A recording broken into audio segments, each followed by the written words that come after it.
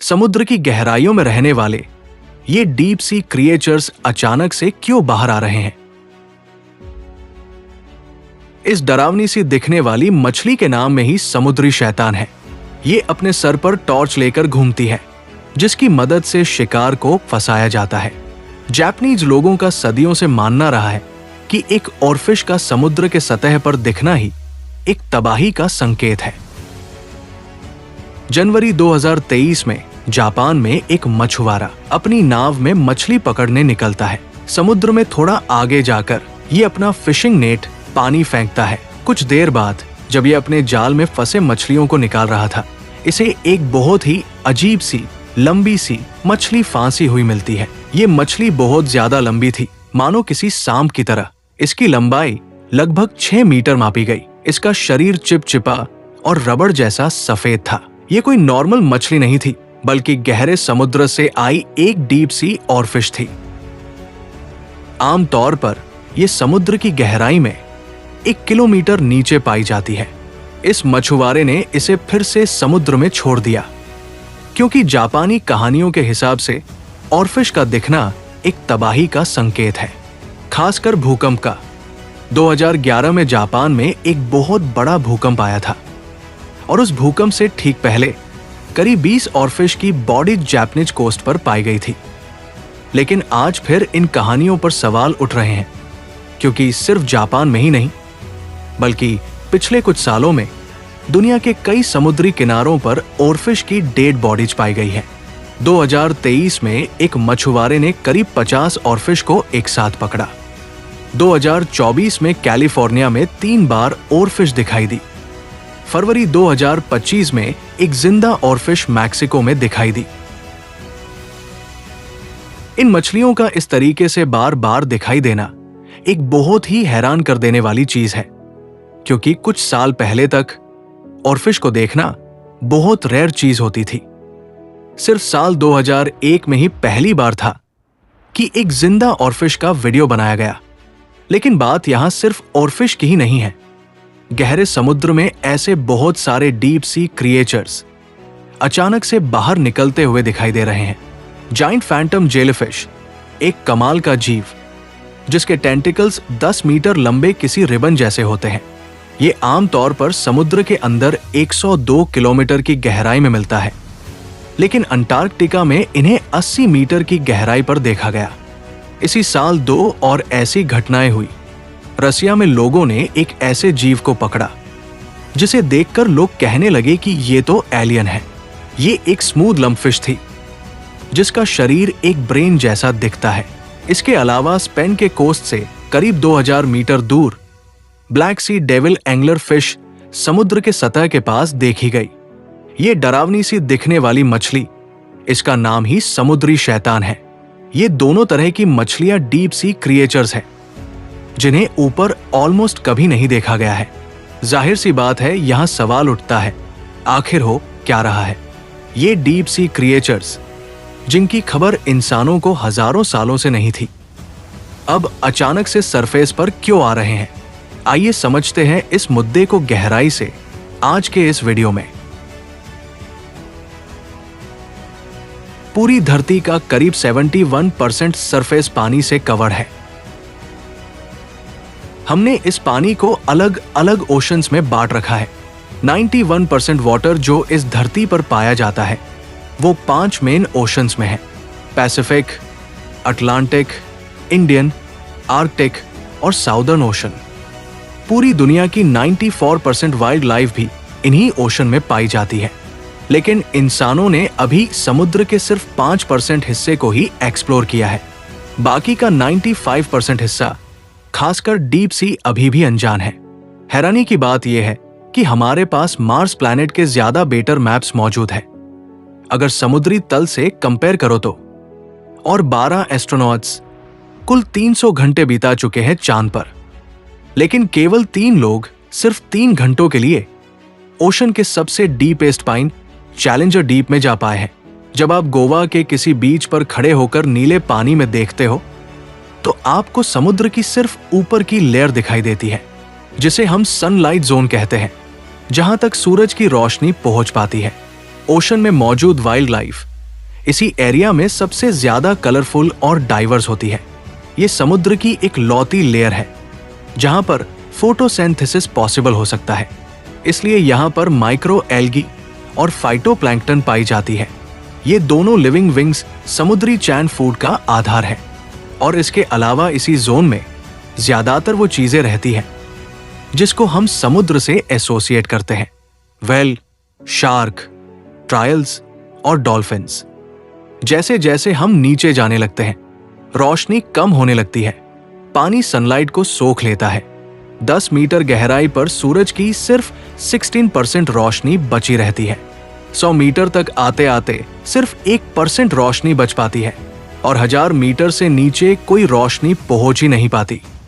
यही कारण है कि हम इंसानों के लिए इससे नीचे देख पाना समुद्र के अंदर मुश्किल हो जाता है। लेकिन सनलाइट जोन के बाद 200 मीटर से ही समुद्र की दूसरी लेयर शुरू हो जाती है, जिसे ट्विलाइट जोन कहते हैं। इसी जोन में अजीबो गरीब जीव भी मिलने शुरू हो जाते हैं, जैसे कि ये स्ट्रॉबेरी स्क्विड। एक ऐसा स्क्विड जो बिल्कुल स्ट्रॉबेरी की तरह दिखता है। इसकी एक आंख बड़ी होती है और एक आंख छोटी। बड़ी आंख ऊपर के रोशनी वाले पानी में देखने के लिए और छोटी आंख अंधेरे में बायोल्यूमिनेसेंस देखने के लिए। ये स्क्विड हमें रेड कलर का दिख रहा है क्योंकि हम इसे ऊपर के रोशनी वाले हिस्से में देख रहे हैं। लेकिन जब आप इसे ट्विलाइट जोन में देखोगे तो आपको ये बिल्कुल ब्लैक दिखाई देगा। ट्विलाइट जोन से आप थोड़ा नीचे जाओगे तो आपके मिलेगी ब्लडी बेली कोम्ब जेली। इस बार फिर से ये रेड कलर दिख रहा है। समुद्र में ज्यादातर जानवर लाल रंग नहीं देख सकते, तो अपने आप को छुपाने के लिए इनका कलर लाल होता है। जब ये जेलीफिश मूव करती है तो इसके ऊपर कलरफुल लाइट्स फ्लिकर करती है। अब इस सुंदर के जीव को देखिए, देखकर लगता है कि जैसे कोई जलपरी हो। इसका नाम भी सी एंजल है। ये इंसान के उंगली से भी छोटी होती है और अंधेरे में इसका खाली पेट चमकता है। ये एकदम आंधी होती है, लेकिन इस सी एंजल को डेविल बनने में कुछ ही सेकंड्स लगते हैं। ये एकदम से अपना टेंटिकल निकालकर एक ऐसा जाल बुनती है जिससे बचना असंभव होता है।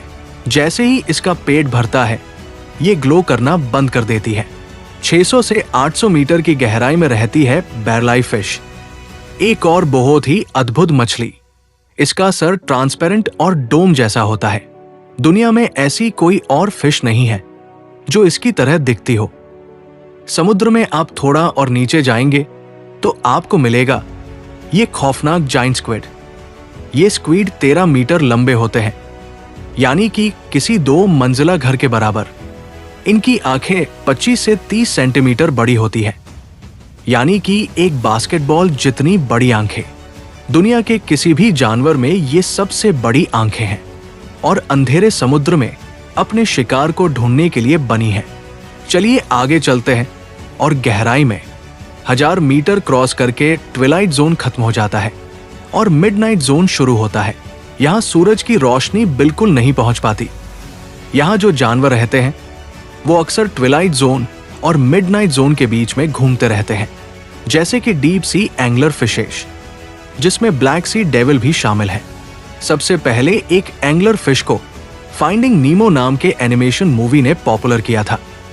अगर आपने देखी हो ये मूवी, इन एंगलर फिश के आर पर एक फिशिंग पोल होता है जिस पर एक चमकदार बल्ब लगा होता है। ये बल्ब का इस्तेमाल करती है अंधेरे पानी में शिकार को अपनी ओर अट्रैक्ट करने के लिए। इसी चीज को फिल्म में दिखाया गया था, लेकिन जो इस फिल्म में नहीं दिखाया गया और जो बहुत ही वियर्ड बात है एंगलर फिश के बारे में, वो है इसकी रिप्रोडक्शन स्ट्रैटेजी। इन मछलियों के मेल्स फीमेल से 10 गुना छोटे होते हैं और उनके जिंदगी का एकमात्र काम होता है रिप्रोड्यूस करना।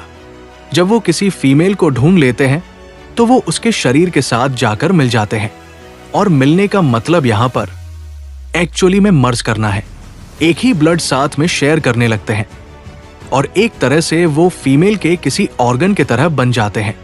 फीमेल्स रिप्रोड्यूस करने के लिए मल्टीपल पार्टनर्स भी कलेक्ट करती है। एक फीमेल के शरीर पर 6 से 8 मेल्स कनेक्ट होते हैं। ये सब सुनकर आपको अंदाजा लग गया होगा कि जैसी चीजें जमीन पर होती हैं पानी के अंदर डीप सी में अलग ही कहानी चलती है। इसी तरह से है ये वैम्पायर स्क्विड। ये एक लौती स्पीशीज जिंदा है अपने ऑर्डर की। बाकी सब जो इसके रिलेटिव्स थे वो 200 मिलियन साल पहले मर चुके हैं। इसके 8 पैर एक दूसरे से क्लोक लाइक वेबिंग से जुड़े होते हैं। जब ये फैलाए जाते हैं तब ये देखने में वैम्पायर का केप लगता है। बहुत सालों तक वैज्ञानिकों का ये सोचना था कि वैम्पायर स्क्विड एक बहुत ही खतरनाक शिकारी होगा, लेकिन असलियत में ये कोई ब्लड सकर नहीं है। असल में ये पुग खाता है, तो इसका नाम बहुत कुल है, लेकिन इसके बिहेवियर के लिए एक्यूरेट नहीं है। आइए और नीचे चलते हैं गहराइयों में। 2000 से 3000 मीटर की गहराई पर रहता है एक फार्मर जो अपना खाना खुद उगाता है। ये है एक येती क्रैब। ये वाला येती एक्चुअली में एग्जिस्ट करता है।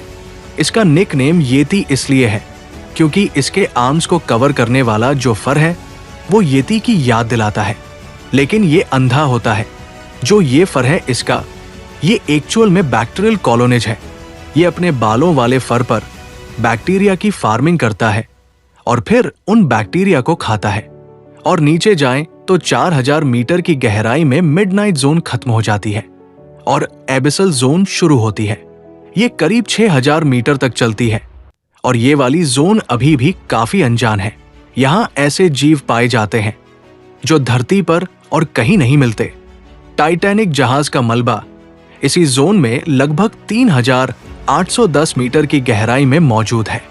कुछ जानवर भी हैं जिनकी खोज की गई है जो इस गहराई में रहते हैं, जैसे कि ये डम्बो ऑक्टोपस। इसका नाम इसके बड़े बड़े कानों जैसे फिन्स की वजह से पड़ा है, क्योंकि ये डिज्नी के उड़ने वाले हाथी डम्बो की याद दिलाते हैं। ये किसी भी पॉइंट पर ऊपर के पानी में माइग्रेट नहीं करते और अपना पूरा जीवन समुद्र की गहराई में ही बिताते हैं।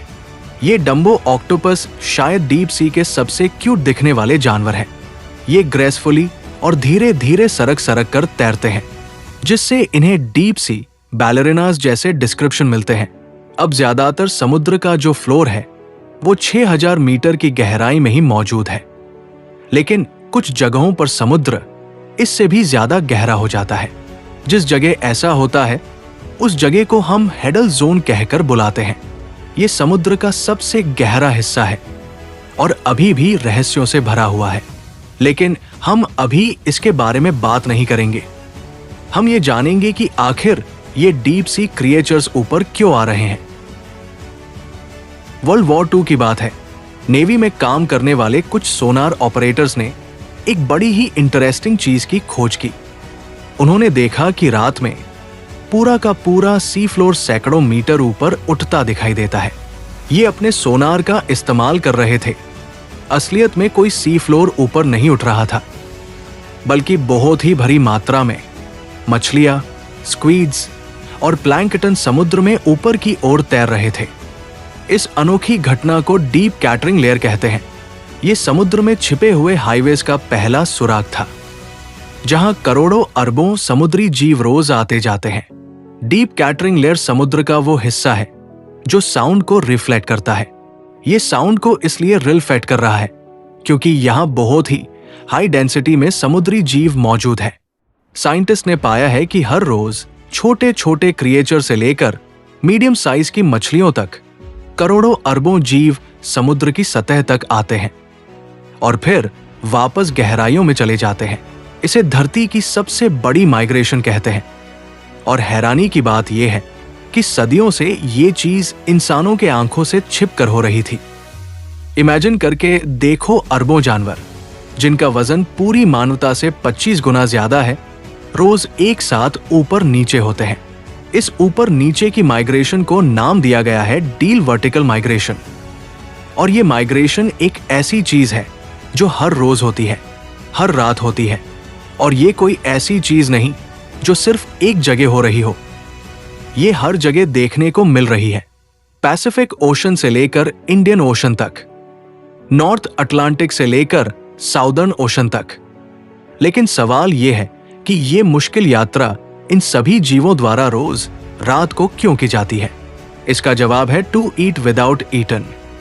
सिंपल शब्दों में कहा जाए तो खाने के लिए की जाती है। क्योंकि फोटोसिंथेसिस सिर्फ सरफेस की लेयर पर होता है। फाइटोप्लांटन सिर्फ सरफेस की लेयर्स पर पाए जाते हैं। यही फाइटोप्लांटन कई सारे छोटे जीव और मछलियों का खाना है। अब आप सोचोगे कि अगर ये खाना है तो ये सुबह आकर इस खाने को क्यों नहीं खाते? क्योंकि सुबह की रोशनी में खुद खाए जाने का खतरा है। बाकी शिकारी जो घूम रहते हैं जैसे शार्क, वेल्स जैसे जानवर इन्हें खा सकते हैं। इसलिए ये छोटी मछलियां और डीप सी क्रिएचर्स रात में ही ऊपर आते हैं, अंधेरे में अपना पेट भरते हैं और रोशनी होने से पहले वापस चले जाते हैं।